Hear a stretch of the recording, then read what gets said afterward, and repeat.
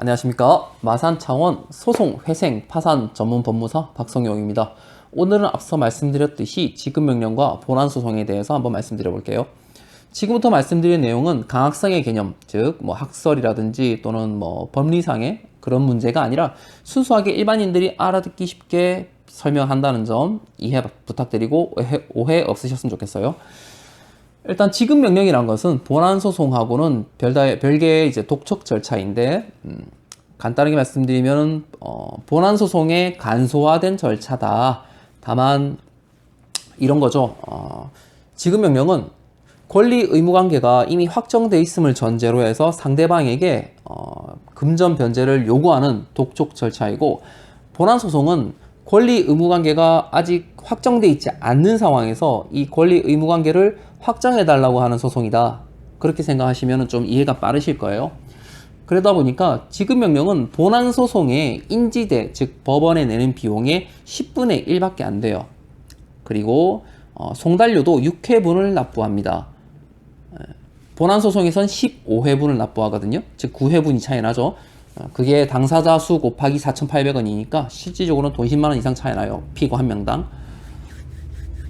이런 내용이 있고, 지급명령이란 것은 상대방에게 지급명령서를 보내면 이제 그 상대방이 송달을 받고 2주 동안 이의 신청을 하지 않으면 이제 확정이 되고 집행력이 생겨요.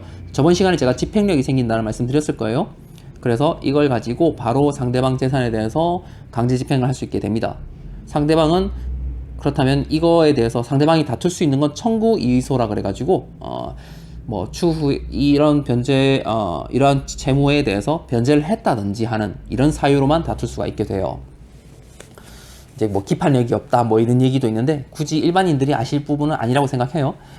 그리고 만약에 2주라는 그 이의신청 기간 동안 상대방이 이제 이의신청을 하게 되면 그럼 본안소송으로 가요. 왜냐? 아까 제가 앞서 말씀드렸다시피 권리 의무 관계가 확정돼 있음을 전제로 하는 절차라고 제가 말씀드렸잖아요. 그러다 보니까 이의신청한다는 것 자체가 이러한 권리 의무 관계가 아직 확정돼 있지 않습니다. 라는 걸로 보시면 돼요. 그러니까 당연히 본안소송으로 가겠죠. 본안소송으로 가게 되면 이제 아까 제가 지급명령은 인지대가 10분의 1이라고 말씀드렸어요. 나머지 10분의 9를 납부하셔야 되고 송달료도 나머지 9회분을 납부하셔야 됩니다. 그러면 이제 본안소송으로 가게 됩니다. 지급명령은 독촉 절차, 즉 권리 의무 관계가 확정돼 있음을 전제로 하는 거기 때문에 상대방에게 법무사 비용, 서기료라 하죠. 그와 이제 송달료, 인지대를 모두 다 청구하게 됩니다. 이거는 추후에 나오는 강제집행도 마찬가지예요. 강제집행도 판결문에 의해서 권리 의무 관계가 확정이 됐기 때문에 그 이후에 하는 강제집행은 상대방이 변제를 하지 않기 때문에 하는 거다. 그러니까 집행비용은 채무자가 내어야 한다. 이런 개념인 거거든요. 그렇게 보면은 이제 제가 왜 권리 의무 관계가 확정돼 있음을 전제로 한다는 설명을 드렸는지 이해가 가실 거예요. 소송이나 다름없는 지급명령 절차와 그 다음에 강제집행 절차가 상대방에게 비용을 물린다. 너무나 똑같은 느낌이 나시죠? 그래서 제가 그렇게 설명을 드렸던 거고, 본안소송에 가게 되면 앞서 우리가 독촉 절차를 상대방에게 청구한다고 했지만 그건 어디까지나 권리 의무 관계가 확정돼 있다는 걸 전제로 했다고 말씀드렸어요. 그러다 보니까 본안소송에서는 그런 독촉 절차 비용을 청구할 수는 없으세요. 다만 소송 비용은 이제 패소자 부담 원칙이라 그래가지고 지는 사람이 내는 거예요. 요즘에는 거의 비율적으로 많이 나옵니다. 물론 우린 청구할 때 소송 비용은 피고가 부담한다 이렇게 나올 거고, 피고 입장에서 보셨으면은 소송 비용은 원고가 부담한다 이렇게 하겠죠.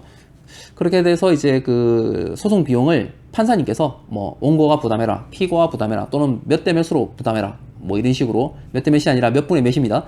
이런 식으로 부담을 하라고 하면 이제 그 들어간 소송 비용만큼을 상대방에게 또 소송 비용의 확정 결정이라는 걸 통해서 청구하게 됩니다.